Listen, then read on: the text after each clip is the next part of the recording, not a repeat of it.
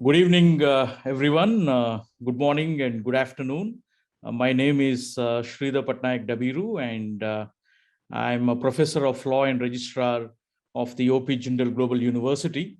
It is indeed my delight and pleasure to invite all our distinguished panelists and audience joining us from India and around the world to this very important panel entitled Connecting Globally, the new ways of collaborations between law schools. It's been a fascinating day today with the inaugural session followed by multiple technical sessions. And in this particular session, we are going to discuss about the new ways and means of international collaborations between law schools. Before I give a brief overview about this session, I have great pleasure in welcoming our distinguished panelists, Professor Adriana Zapata. She is a Dean Faculty of Law at the University of Colombia. Professor Stephan Parmentier, he is Vice Dean International Relations, Faculty of Law, KU Leuven, Belgium. And I'm also joined by my dear colleague, Professor Mohan Kumar, who is the Dean of the Office of International Affairs and Global Initiatives, and Professor at the Jindal School of International Affairs of the OP Jindal Global University.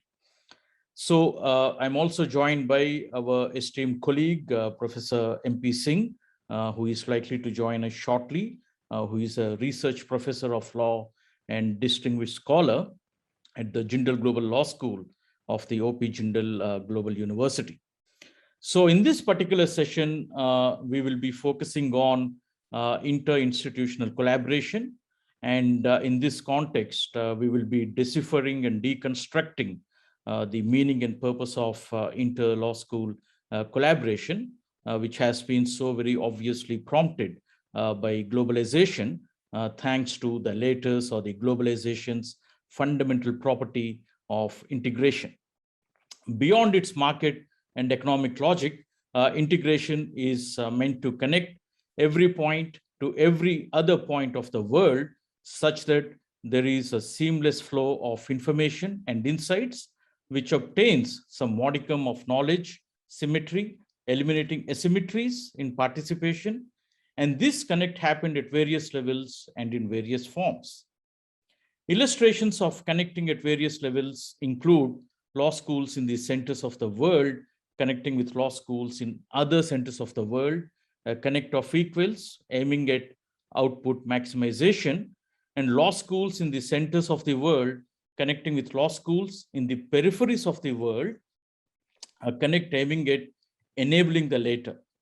Connecting in various forms can be illustrated by research collaborations, law school consortiums, and federations like the Law School Global League, the International Association of Law Schools, and American Association of Law Schools, amongst other sort of federations.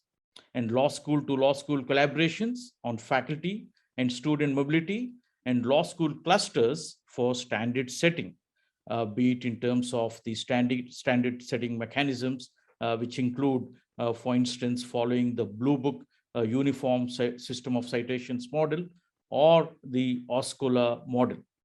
And we at the OP Jindal Global University, as a global university, we also take great pride in the essence of international collaborations. And the university, in its short history, has aspired to the kind of internationalism that has characterized exceptional institutions of higher learning. The university's mission is centered on adopting global approach to our vision, specifically to promote global perspectives through global faculty, global courses, global programs, global curriculum, global research, and global collaborations within the context of all our international collaborations, which I'm sure in a short while from now, we will also hear about the method and form of collaborations from our distinguished panelists. So today, when we talk about inter-law school collaboration as part of the development agenda of every global law school, we consider collaborations as one of the pillars on which the law school vision is based and we use collaborations as means to actualize their global ambitions. However, to quote Professor C. Rajkumar, the founding vice chancellor of the OP Jindal Global University, in one of its seminal articles published in the Indiana Journal of Global Legal Studies, he emphasizes that there shall be a quote, an approach, unquote, in collaborating globally, wherein he writes, and I quote, universities have to carefully consider their policies for establishing global collaborations and activities that promote global interaction. Universities, as a part of their internal governance mechanisms, need to evolve policies that will guide them in establishing collaborations with other institutions, unquote. Devoid of such an approach, collaborations often would fail to actualize the global vision and meet the demands of global society.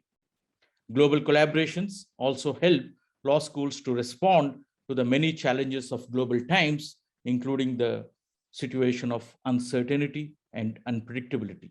After all, that's what the global society is, which is a non-linear world of uncertainty and unpredictability.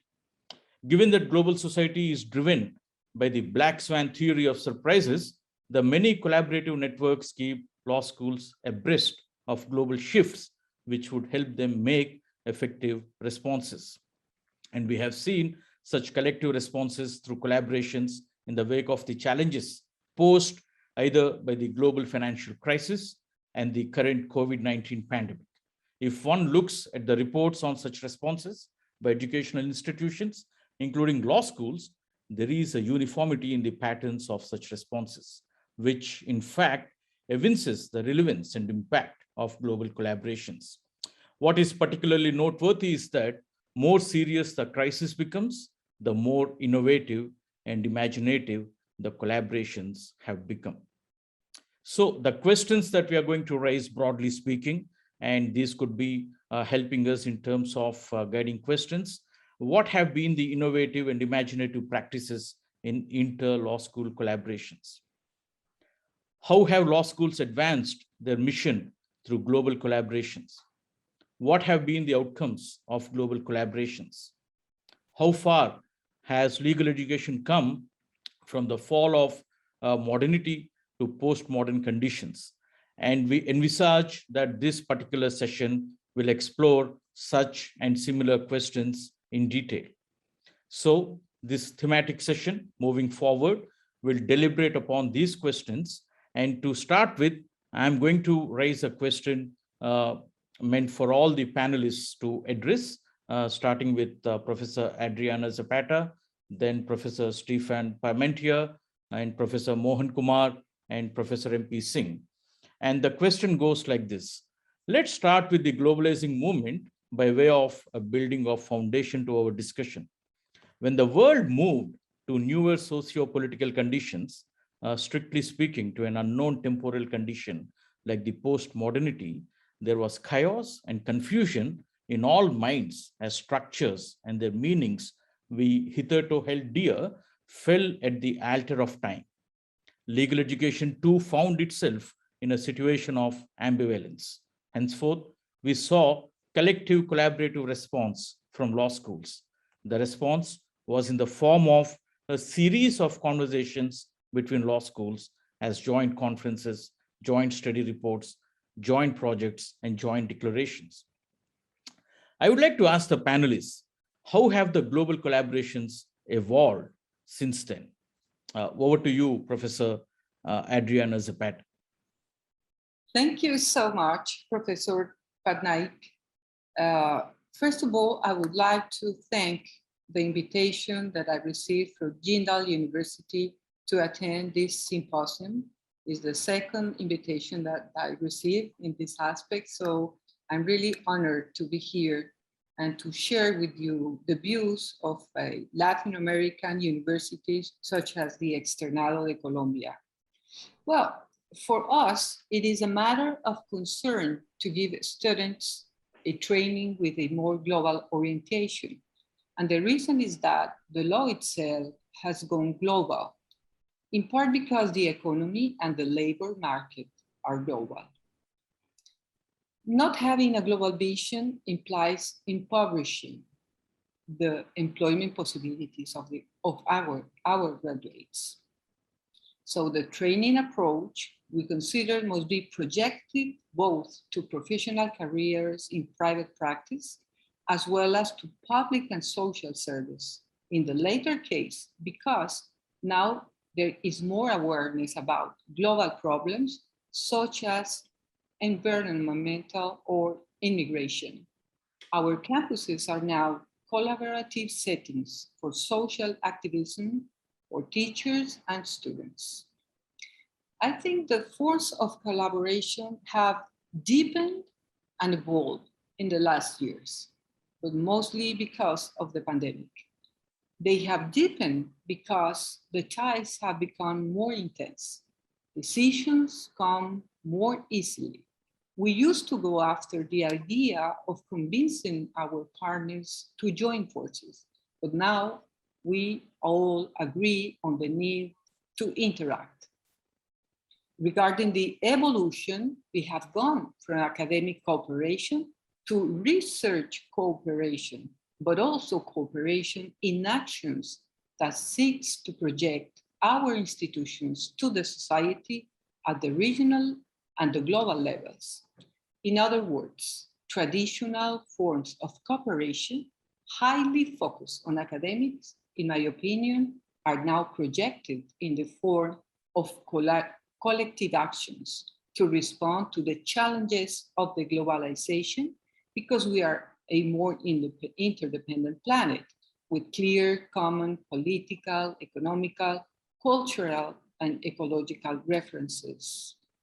I believe that globalization itself is now challenged. Apart from the devastating effects on health and economy, the pandemic has accelerated processes that were already occurring before. For example, greater access to technology, greater focus on innovation, greater state aid for these ventures, virtualization of the university campus, improvement of virtual educational process. In this way, education in the post-pandemic moment will face new challenges, many of them led by the information society and the digital economy. So I have an idea about this, and is that many experts in education foresight consider that education needs will evolve from traditional university training to permanent training, depending on the change of activity to which young people will be exposed, which will sometimes imply a change of profession. Universities will have to adapt to these changes so that our graduates have the skills that this new environment will demand of them. Some of these changes are already taking place. So at the end, these reflections led me to wonder if the classic types of collaboration that we have managed to deepen and evolve are aligned with the changes that technology will bring to the legal profession. That are my reflections about your question, Professor. Thank you so much, Professor Adriana, for your remarks.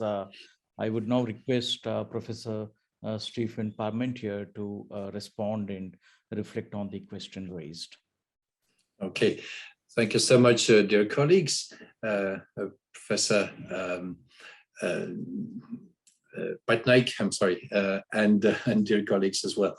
It's such a pleasure to be with you at Jindal, but in fact in virtual space. And it's, I think it's a wonderful opportunity to talk about globalism within this particular context.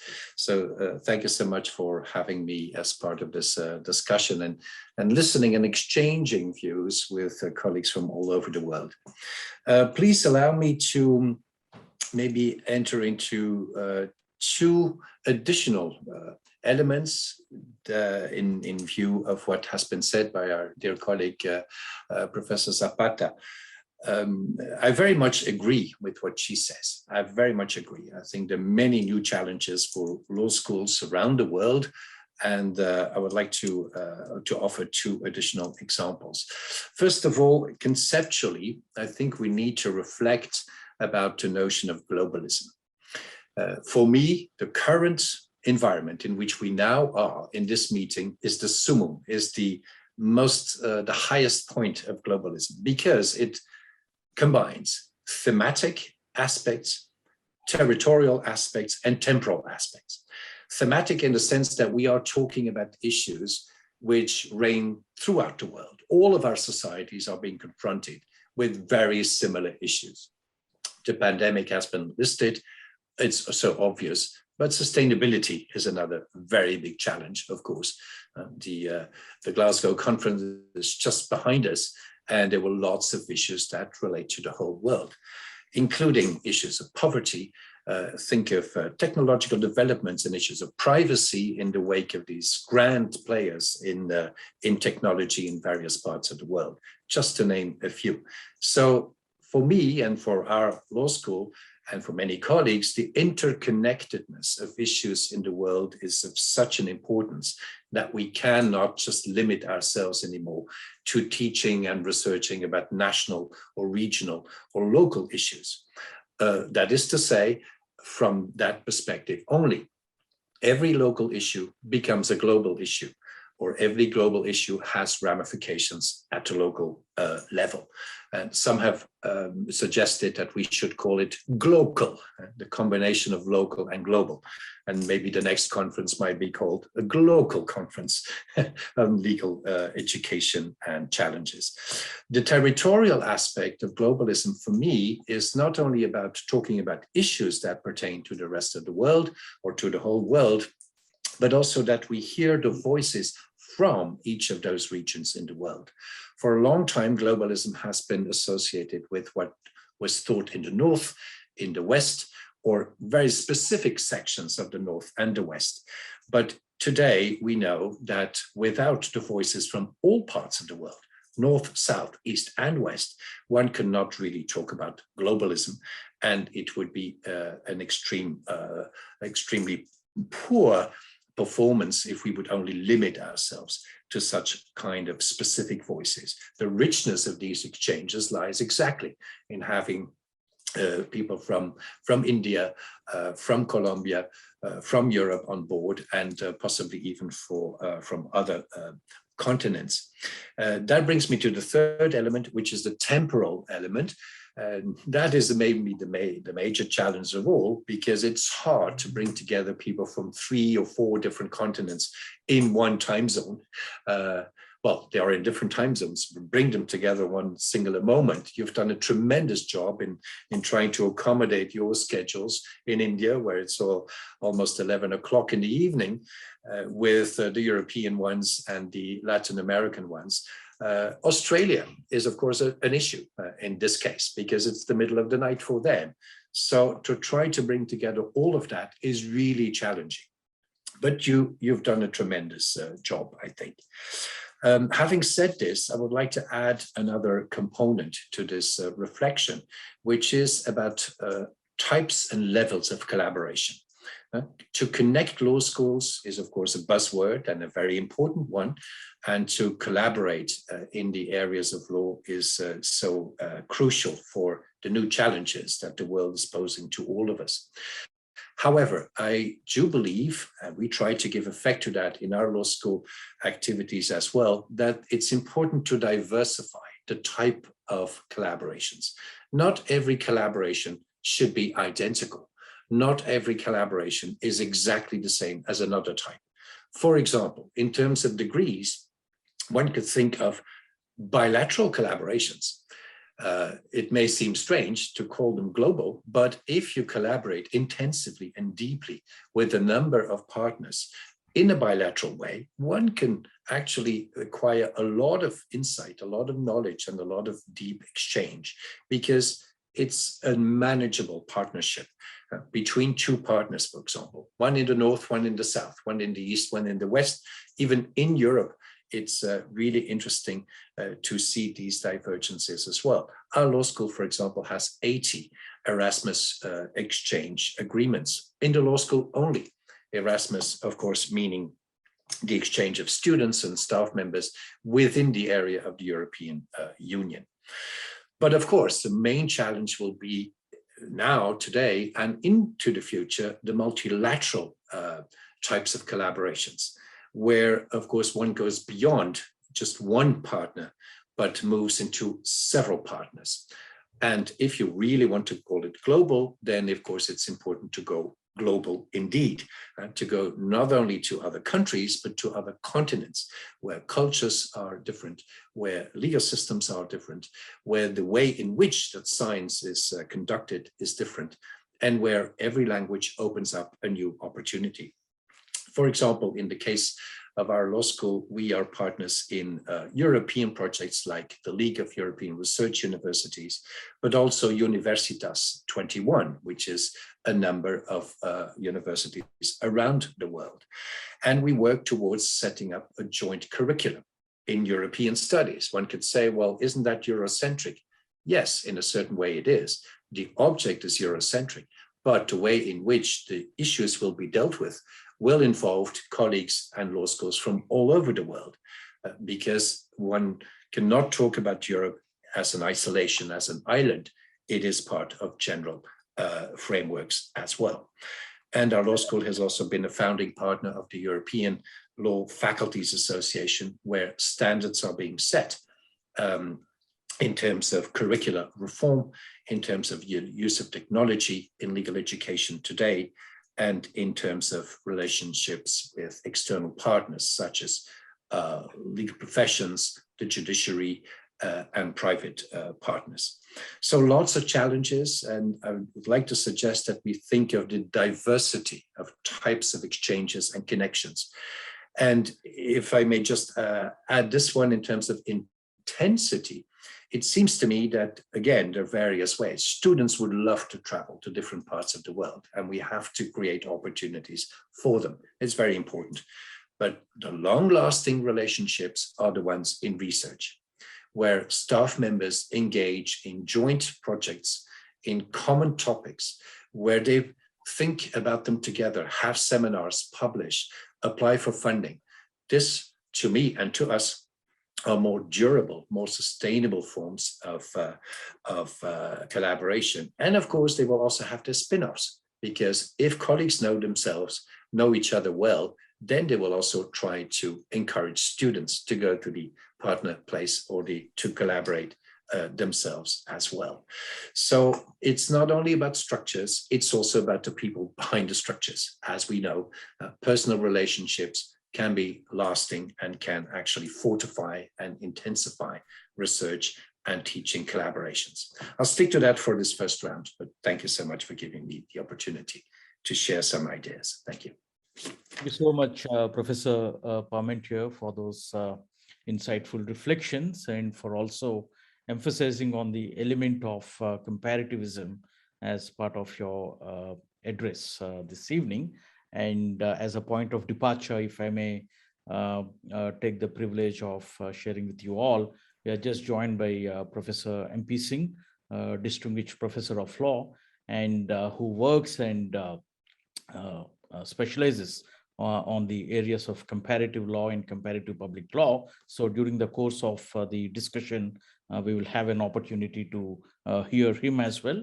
But for now, I would request Professor Mohan Kumar to share his thoughts. Thank you very much, Chairman. And I too would like to thank you for this opportunity. And I find it very difficult to disagree with my two illustrious speakers who spoke before me. I think they've all made very interesting points with which I have nothing but total agreement. So I will then try to approach it from a slightly different perspective. In a panel, you don't want to, you obviously want to hear different points of view. So maybe, and I'm not from the law school, so that also gives me a vantage point. All of you are scholars in law, so treat this as an outsider's perspective, if you like. I would like to begin by saying that the Jindal Global University and the law school was established at a very interesting time, 2009, when, in my view, the globalization, the hyper-globalization period was ending because of the Lehman Brothers moment and the Great Recession, as it is now known in the United States and the West. So that is the time when we decided to establish a global university. And it's very interesting. This is, for me, a big leap of faith that people like the Vice Chancellor and others took. And to me, it seems that it was a gamble in that sense. Globalization was at least tapering off, if not ending. And we decided to establish a global university. But what I am happy to say is that the law school, which of course dominates the Jindal Global University by sheer numbers and the fact that it is the #1 ranked school, the best school in Asia, and so on, the law school has, I think, been also able to dominate the collaboration. So out of 325 international agreements that my office has, which is the Office of International Initiatives, the Global Initiatives and International Affairs, almost 60% is law school, either generally or specifically. So there is no question that the law school dominates. But what I want to say is that I think the internationalization angle, which I think both the previous speakers, Professor Zapata and Professor Parmentier, referred to, is important for me because I actually think the current environment, in the current global environment, international law is under pressure as far as I'm concerned. If I take the one legal system that I know very well, which is the WTO legal system, the World Trade Organization, the dispute settlement mechanism has pretty much ground to a halt for whatever reason. And this is not the forum to get into the reasons. The fact of the matter is there is no viable dispute settlement mechanism in the international legal trade system today. And that is a cause for worry. That's the first sign of worry. The second sign of worry is the UNCLOS, the United Nations Convention on the Law of the Sea. That is also under pressure because most people want freedom of navigation over flight, but there are some countries which don't want that.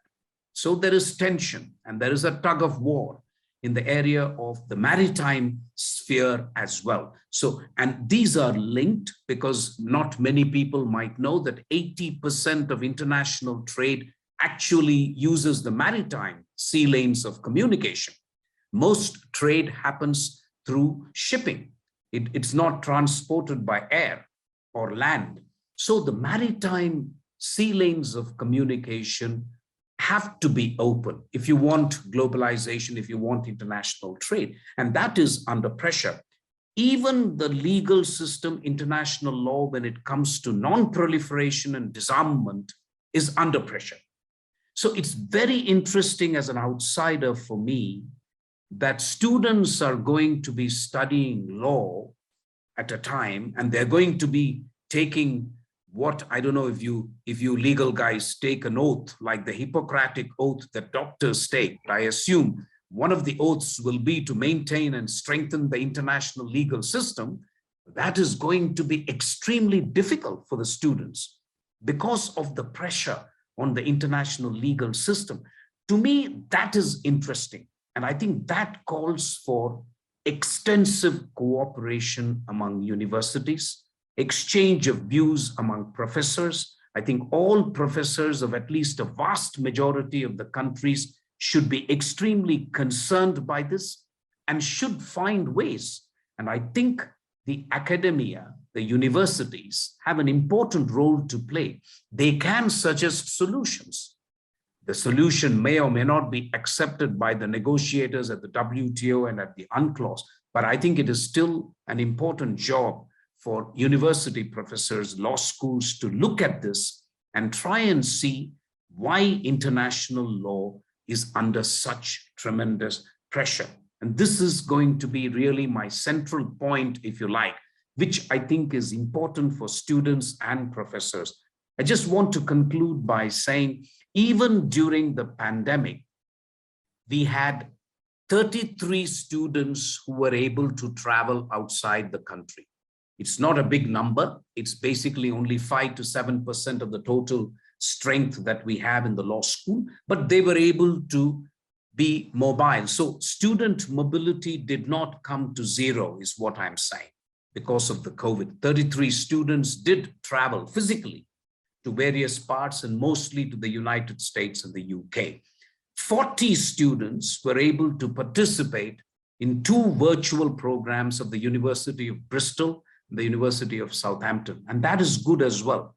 We created what is known as a global classroom, where professors of Bristol University and professors of the Jindal Law School were able to teach the students. The students sat in a virtual classroom along with the students of the University of Bristol. So I think this is one way in which necessity is the mother of invention. We were left with no choice except to use the digital sphere to try and see whether we can exploit it and try to come up with some kind of international exposure. So I'm very proud to say that at the Jindal Global University, international exposure continued both physically and virtually, even during this very difficult COVID period. So my last point is that the law school, I think in order for any law school now, you have to adjust,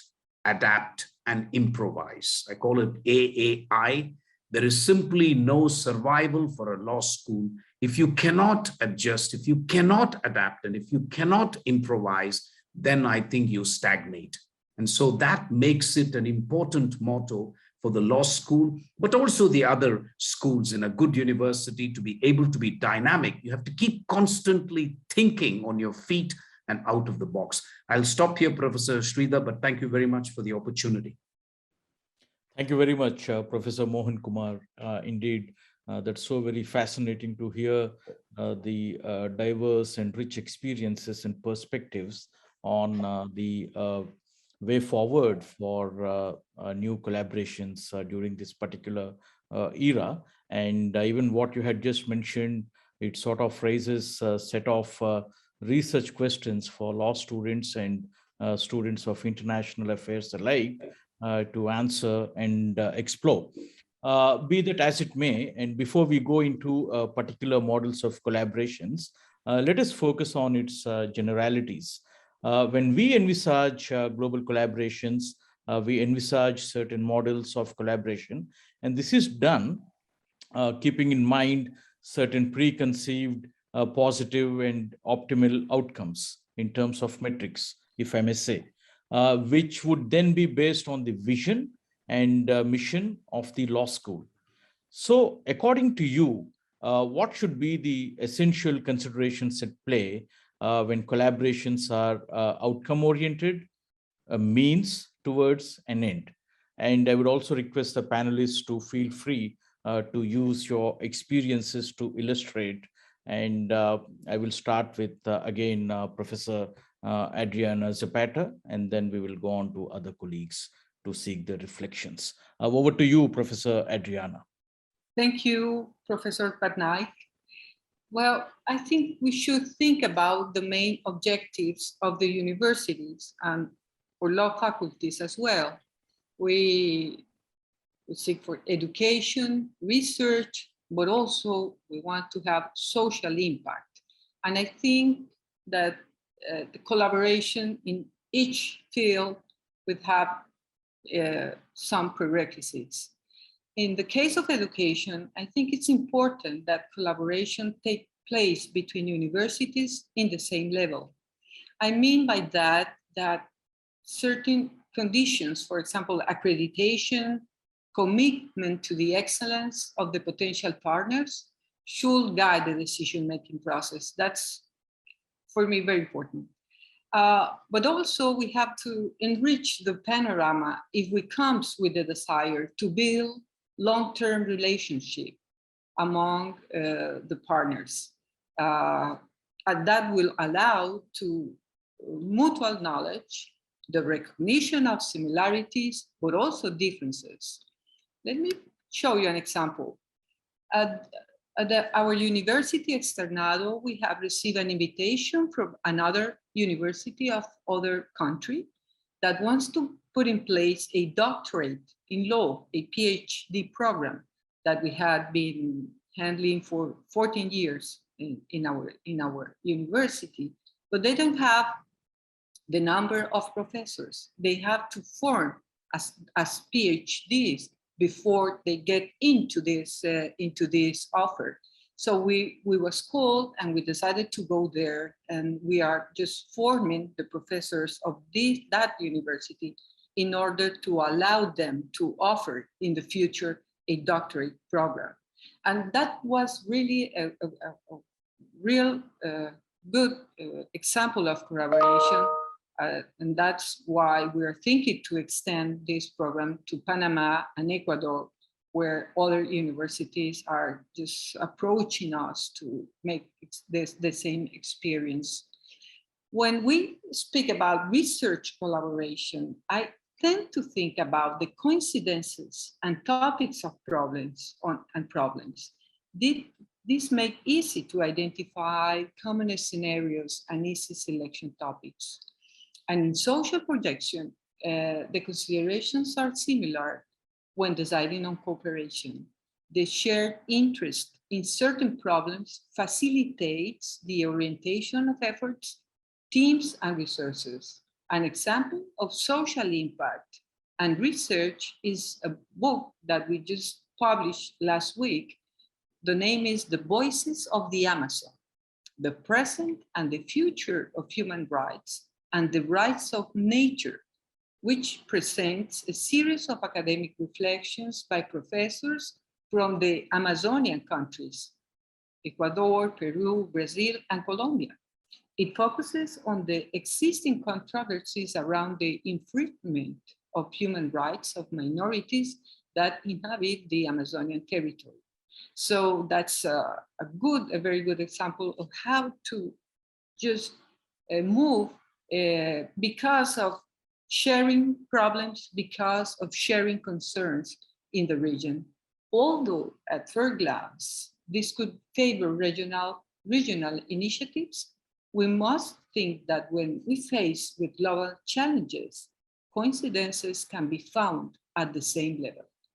And a good example to this evolution in global collaboration could not be best about this summit held by Jindal Global University.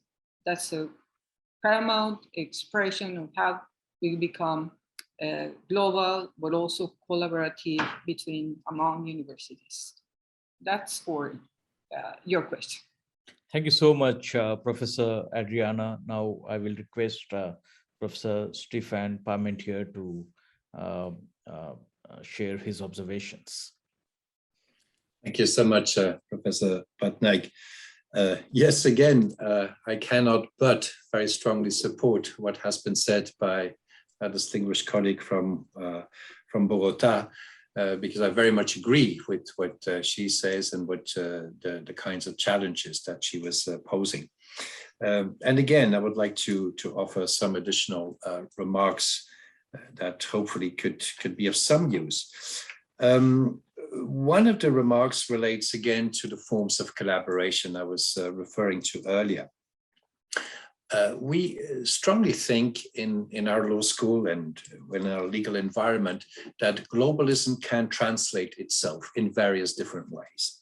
For example, we have set up about 15 years ago a particular number of credits in the curriculum whereby every student at our law school would enter into a specific module, which is called the Global Law module. And that Global Law module is actually composed of 10 different modules, which are offered every year on an ad hoc basis. But there is always something about private law, always something about public law, international law, and other areas of law. And these colleagues are coming from distinguished universities and various parts of the world. Of course, there are many Europeans, but still they try to adopt an open perspective, also including non-European issues or values or legal systems. And we do have non-European professors as well, who come to teach that particular module. It's very limited in scope, if you wish. It's only a couple of study points that are devoted, but every student has to go through that module. And by the end of one's legal education, that lasts 5 years in our system, at least everyone has had some experience of global law and has to write a paper on a specific topic related to the issues that one is following. Another area is the area of what you could call a global PhD program. That is a matter of interest and at the same time discussion at our law school. As far as I know, it hardly exists in the area of law. It exists in other areas. I'm also familiar with socio-legal programs where indeed that idea has taken ground, has rooted, and where, for example, researchers spend time, a couple of months at 3 or 4 different universities or institutions of higher learning in at least 3 different continents. And of course, they deal with a thematic focus, be it public opinion, be it private law issues, be it WTO issues, but then studied from a number of different perspectives. And it could be an African perspective that comes in additionally to a European one and to a Latin American one and to yet another one. So in other areas of studies, it seems to me economics, socio-legal, maybe psychology, engineering, very much so, that is already a standard format. I don't see many examples in the field of law, and we are discussing at our law school these possibilities. And maybe this summit could be part of the ongoing discussion, and who knows, at one moment, it could be a potential output to try to think of such format. Because in 3-4 years of PhD research, one can spend at least a year and maybe a year and a half abroad in different places. And this leads me to a third element, which I would like to stress, and you will not be surprised to hear this from a person trained in law and sociology, that is to say the interdisciplinarity. When our colleague, Professor Kumar, talked about the pressure that international law is under, and he gave various examples, I think it also has to do with the fact that academics have not always been good enough to try to integrate knowledge from different disciplines into a coherent whole. Because policy, whether it's sustainability or the pandemic approach or whatever, nowadays, more than ever before, have to be tackled in an interdisciplinary way. Lawyers are trained, yes, but sometimes there's so much trained in black letter law, there's so much trained into the national legal systems, and they're trained into the legal mode. I teach a course in sociology of law at our law school, and after 3 years, one of my major challenges is to open the minds of the students to other disciplines, where they can benefit from in order to become better lawyers. And this is the way I would like to approach it as well. It's not about additional viewpoints. It's not about something esoteric. It is essential for the foundation of law to know about other disciplines, to know about ways in which other disciplines are using methods and approaches and paradigms in order to become better in one's own discipline. And I firmly believe that the future of legal education is in that direction as well, to be firm in one's own discipline and yet have an open mind to other disciplines and to understand the language of other disciplines. Some have called this the T-shaped lawyer, the lawyer who knows the lower part of the T, the letter T, who goes deep into legal analysis and is able and willing also to share that knowledge. But at the same time, there is this upper bar, which is the upper side of the T. You also have to know about economics, a little bit about engineering, well, artificial intelligence. How, as a lawyer, could you not talk about that today? How could you possibly regulate the field if you don't have a little understanding of what's going on there? So I've not only as a person, I firmly believe that this is a way forward, but we also think at our law school and increasingly in discussions with other colleagues from around the world, that interdisciplinarity, if thought of in a productive and efficient way, is one of the ways forward. And one can build it into all our systems of teaching, research, and collaboration in various manners. So thank you for that. Thank you very much, Professor Stephan Parmentier. I think these are some very interesting insights, but unfortunately, we are running out of time. Otherwise, we could go on for the next 1 hour because there are so many important questions that are coming up. And the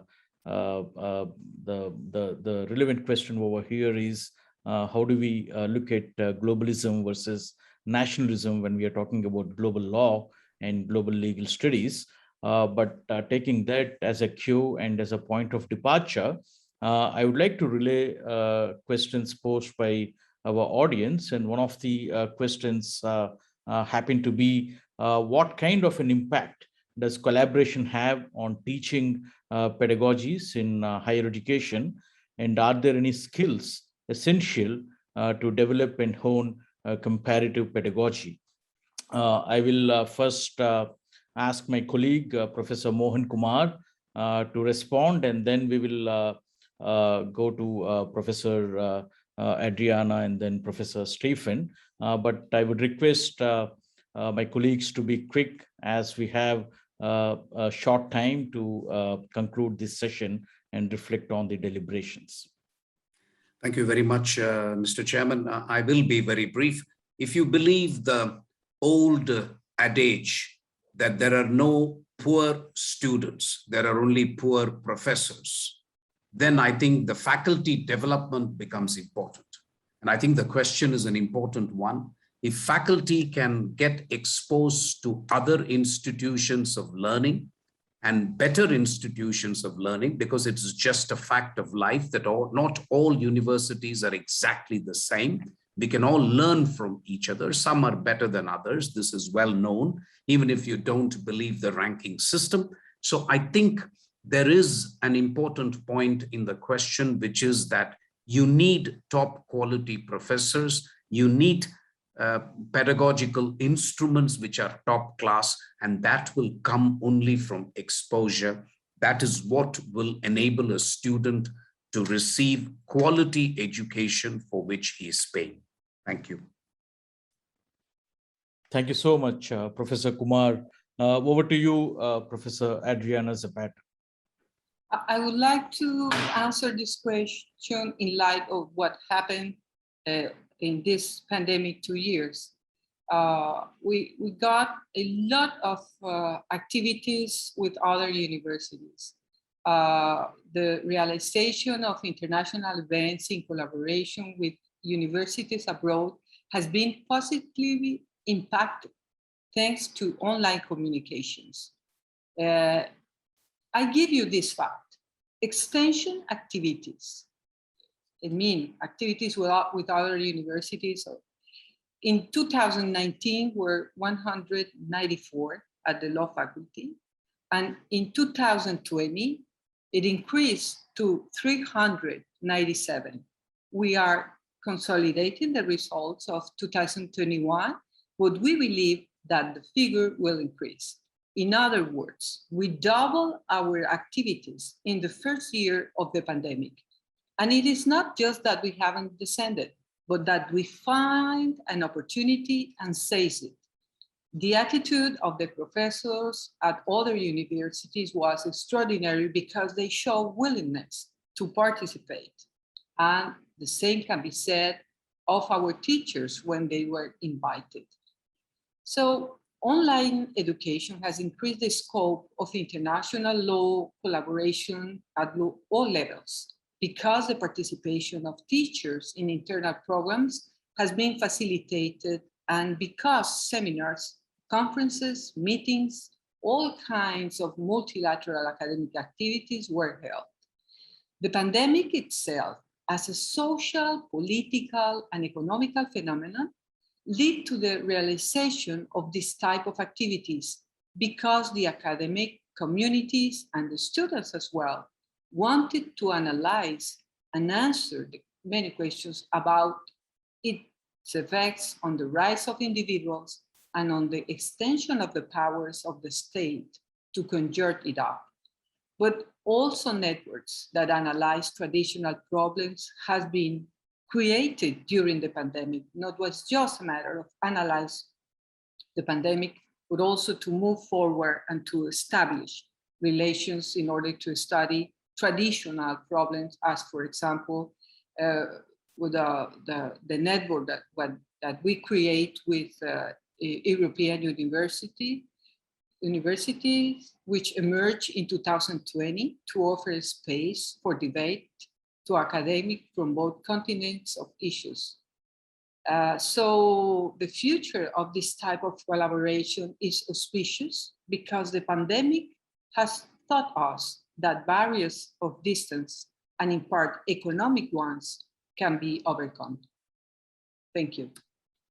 Thank you so much, Professor Adriana. Over to you, Professor Mohan Kumar.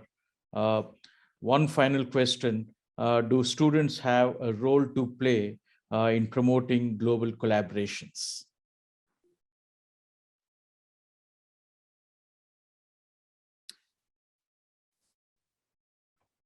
We can't hear Professor Kumar. Yeah, sorry. Is that question addressed to me? Oh, yeah, that's right. Addressed to you and then to other colleagues quickly.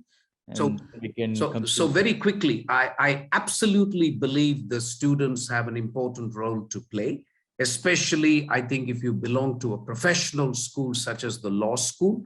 I made the point earlier that I expect students to understand issues of different countries on topics like the WTO, the UNCLOS, as well as the disarmament law. And I think the students can at least try and understand different points of view and fashion a consensus around these contentious issues. Thank you. Quickly, Professor Adriana and Professor Stephan Parmentier, your quick thoughts on the question raised. Yes, I completely agree with what has been said by Professor Kumar in terms that students are not only in an active, but also in a passive way, critical for this coordination of universities in the world. Actively because they move, because they share experiences with those who does not travel, who stayed at home, but in a passive way because they receive all the information that the professors took in their relations with other universities. So students can construct networks. Students can share information when they travel. Students can show the experiences to the others that cannot travel abroad. So in my opinion, without students, this is a nonsense. The students are the purpose of the university, so they are key elements of the integration. Thank you very much, Professor Adriana, and I sincerely thank all the panelists for their thoughtful reflections on the questions raised. And when we traverse from the pandemic to the post-pandemic world, we have a number of takeaways from this particular session, and also from the outcomes of the Global Law School Summit, which our university is hosting. And one of the important messages is that we need to sort of stick to the foundations, but yet it is much needed that we need to diversify and also make our collaborations much more multilateral in nature, and not to lose the sight of the national as well when we are talking about global legal studies, because that integration and harmony is much more important when we talk about the possibilities of connecting law schools and schools of other disciplines as well, as we traverse into the future for the benefit of students and for the benefit of the knowledge and knowledge construction and for the common good as well.